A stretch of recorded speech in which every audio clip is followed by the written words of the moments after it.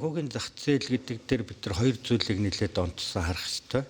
За санхүүгийн зах зээлийн хувьд ерөнхий эрсдлийн түвшин буюу суурь хөөнүүдийн түвшин хаашаа явж байна вэ гэдгийг нэлээд ажигладаг. Энэ нь бол Монгол болон бусад хөгжиж байгаа улсууд бусад талуудын санхүүжилтийн зардлын түвшинтэй нэлээд уялдаатай. Еврозон зорилт түвшиндээ хүрч чадаагүй байна. ФЭД холбооны нөөцийн банк бол за 3 гаруй хувьтай 3 6 7% аим хүүтэй явж байна. Тэгэхээр бид нар ковид сардахлын үеэр бий болсон тэр өндөр түвшний хүүнээсээ билбэрөөсөө гарч чадаагүй, инфляцийн зорилт түвшинд хүрч чадаагүй байна. Тэгэхээр энэ бол нэлээд гол асуудал мөн. Энэ бол нийт зах зээл дээрх мөнгөний зардалтай, мөнгөний хүүтэй холбоотой асуудал. Хоёрдугаарт энэ геополитикийн нөхцөл байдалтай холбоотойгоор санхүүгийн зах зээлийн төвлөрөл хаашаа явж байна, мөнгөн урсгалууд хаашаа явж байна гэдэг дээр илүү анхаарах юм хандлага байна. Тэгэхээр санхүүгийн зах зээлийн хувьд бол мэдээж Америкийн нэгдсэн улс төвтэй, дэлхийн өрийн болон хувьцааны зах хөрөнгөний зах зээл бол төвтэй хэвээр байгаа. Тэрэн дээр бүгд найрамд Хятад улсын оролцоо сүүлийн жилүүдэд санхүүгийн зах зээл дээр нэлээд хүчтэй нэмэгдсэн. 10 хэдэн тэрлион долларын хөрөнгөний зах зээлтэй байгаа юм улс шүү дээ. Тэгэхээр энэ хуваагдал харьцангуй Европ, Америк гэдгээс илүү Азийн төв рүү Хятад улсын хөгжилтэй холбоотой санхүүгийн зах зээлийн хуваарлалт бол явагдаж байна. Гуравдугаар асуудал нь мөнгөн урсгал хаашаа урсж байна гэдэг асуудал.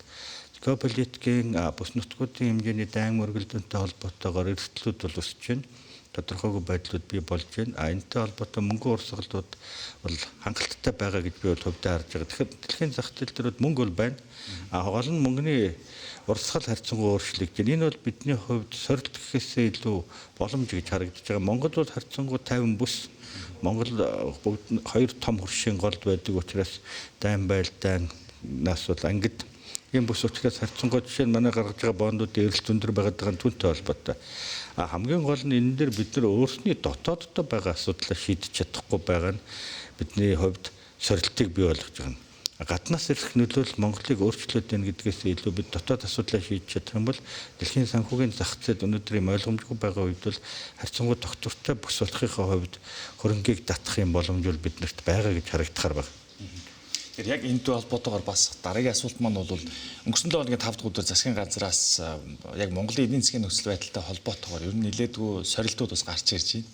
Тэгэхээр үүний эсрэг авах арга хэмжээ гэдгээр хамгийн түрүүнд яаралтай гурван бас бизнес эрхчлөөний хуулийг бас шөнөөр даахтагч хууль гэж өргөн барьлаа гэж хэлсэн. Тэгэхээр энэ хууль бас батлагдсанаар Монголын эдийн засаг шууд утгаараа үзүүлэх томоохон эффектүүд бол нөлөөлүүдийг та яг эксперт юу гэж харж байгаа вэ? За ер нь энэ засгийн газрын зүгээс хэрэгжүүлж байгаа нэг үг нэх урай нэх зүв байгаа тань. Чөлөөлөлт гэж ярьж байна. Чөлөөлөлтийг бид яаж хийх вэ гэдэг асуудал. Өнөөдрийг хүртэл бидний ярьсан төрийн оролцоо бууруулсан, хувийн хвшилтэд суурилсан эдийн засагтай болох ёстой. Энэ хөгжлийн загварыг л бид нар сонгогдсон мөртлөө ерөөсөө хийж чадахгүй байгаад л манай хөгжлийн гол гацаа байгаа шүү дээ. Төр төвтэй эдийн засаг руу хятгуулсан сүүлийн жилүүдэд ялангуяа нэлээд нэмэгдсэн байгаа. За энэ хууль бол мэдээж ач холбогдлын хувьд бол өндөр. За гэхдээ хуулийн хүрээг та бүхэн ажиглавал хоёр зүйл байгаа. Төр хаашаа орж болохгүй юм. Төр юу хийж болохгүй юм бэ? Хувийн хвшлийн хийж чадж байгаа бүх зүйлийг бол төр оролцож хийж болохгүй.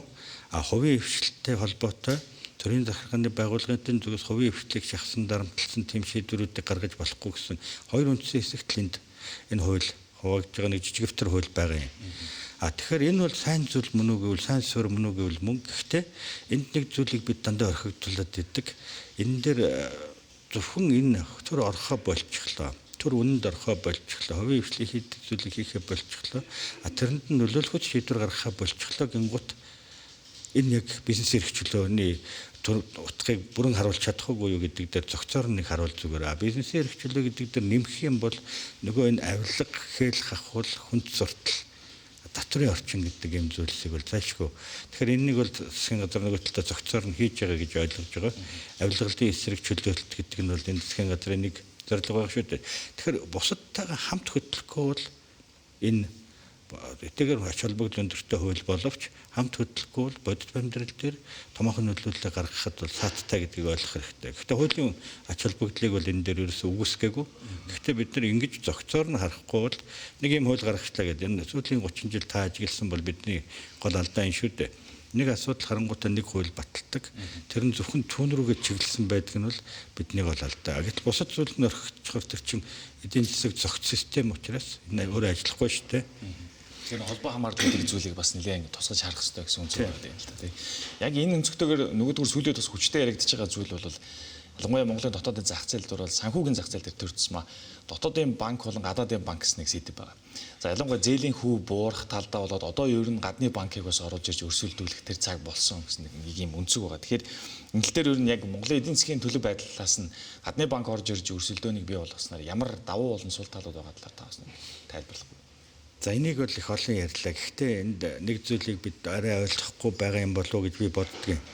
Гадны банк ороод ирэнгүүт иргэн болгонд баг хүүтэй мөнгө өгөөл зээлийн хүү бууруучих мэт.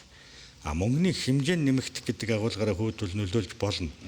Гэхдээ бид нар энэ зээлийн хүү гэдгийг яг тухайн зах зээлийн орчинд энэ ус та бидний өмсөж байгаа хувцас зарагдж байгаатай адилхан мөнгө гэдэг тэр онцгой таварын үн гэдгийг ойлгох хэрэгтэй. Энэ онцгой таварын үн чинь бол олон зүйлээс хамаарна шүү дээ. Ялангуяа эдийн засаг улс төр нийгмийн суурь хүчин зүйлээс илүү хүчтэй хамаарч байгаа гэдгийг нь бид ойлгох хэрэгтэй. Тэгэхээр гадны банкыг оруулж ирэх болно. За тэрэн дээр бол үгүйсэхгүй шууд нөлөөллийн талаар янз бүрийн судалгаа таамаглалууд байдаг. Өнгөрсөн 7 хоногт бас таны хэлсэн эдийн засгийн эрхчлөөний хуультай бараг зэрэгцээд банкны зүгээс банкны тухай хуулийн өөрчлөлтийг танилцуулсан. Энэ дээр банкны тухай хууль дээр нэлээд бас том чөлөөлт маягийн юм хийсэн. Хувь нийлүүлэгчийн шалгуурыг арай өөр болгож байна. Гадаадын банк орж ирэх нөхцөлийг нь хангаж өгч байна. Тийм ээ? Инглигээд бас ороод ирэх юм уу? Гүгэд ороод ирэх банкуд яг байгаа мó гэдэг асуудал. Энэ бол их хэрэгэлзээтэй зүйл. Хоёрдугаарт орж ирлээ гэхэд энэ дотоодын зах зээл дээр тэдгээр банкуд яг өндөр хөгжилтэй орнуудын манай иргэдийн болон зарим улс төрийн хүрээнийхний мөрөөдөд байгаа тэр хүүгээр нь мөнгө өгөх үгүй юу гэдэг асуудал бол бас нэлээд эргэлзээтэй. Ямар ч тач гадны банк орж ирэх нь бол зах зээлд шинэ технологи, шинэ мөнгө их усрыг оруулж ирэх сайн талтай зүйл бол мөн.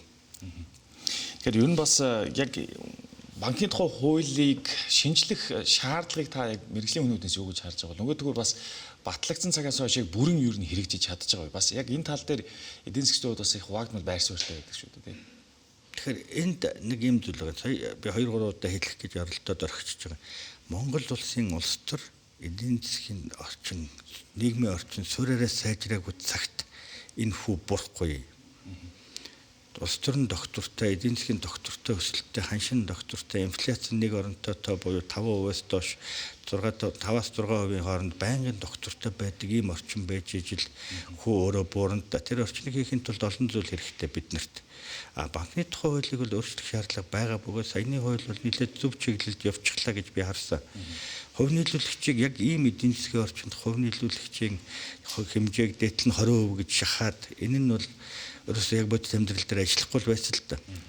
Харин эсрэгээр хувь нийлүүлэгчийг нь саяны энэ банкны шинэ хууль шиг жоохон өргөсгөж өгөөд чөлөөтэй гадаад дотоодын чөлөөтэй ордог боломжийг нээж өгөөд Монгол банкны зүгээс засаглалын түвшинд нь ил тод байдалд нь хариуцлагад нь илүү хяналтаа сайжруулах юм бол болчих юм биш үү. Тэрээс хувь нийлүүлэгч 20 байлаа 50 байлаа гэдгээс болоод хувьцааны төвлөрлөөс болоод засаглал хүндрээд нэг хүн дээр төвлөрөөд байна гэдэг энэ ойлголтоос татгалзаад эсрэг тийш нь өөрчлөл яасан гэсэн юм зүйл байсан. Хоёрдугаар нөлөө бүхий хувьцаа эзэмшигчдийг харьцангуй өөрчлөсөн хувь хэмжээг нь 5-аас 10 болгож байгаа юм хуулийг Монгол банк санал болгож байгаа юм байлаа. Тэр ажлын хэсэг нь. Тэгэхээр тэр бол бас сайн зүйл нөлөө бүхий хувьцаа. Гуравдугаарт нь олон улсын санхүүгийн байгууллагууд Монголын банкудад чөлөөтэй хөрөнгө оруулах тэр боломжийг нь нээж өгсөн юм боломж. Тэгэхээр таны өмнө асуусан гадаадын банк оруулж ирэх орон зайг бол ажлын хэсэг болон Монгол банкны санаачлагаар нэлээд сайн нэгэд өгчлөө. Нөгөө талд нь бид нар зэрэгцээд эдийн засгийн эрх чөлөө дээрээс навлах хэл ахуултаа тэмцэх энэ асуудлуудад зэрэг явуулчих юм бол харьцангуй томоохон өөрчлөлт болж чадна. Зүгээр л банкны хуулийг өөрчилснөөрөө гадны банкуд бөөнөрөө гүйж орж ирэл хүү буурчих юм байна гэж ойлгох юм бол томоохон өндөрл. За танд маш их хүрэлцэн ирж ярилцсанд.